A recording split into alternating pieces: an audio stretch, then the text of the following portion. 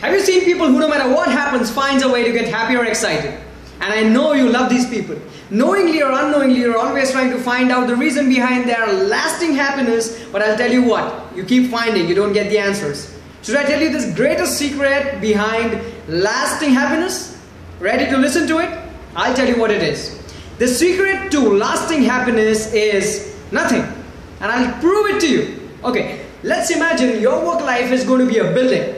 People who are happy keep the happiness as a foundation and basis of everything, work life. So imagine there's a building and the basement of which is happiness. So whatever these happy people construct is over and above the happiness.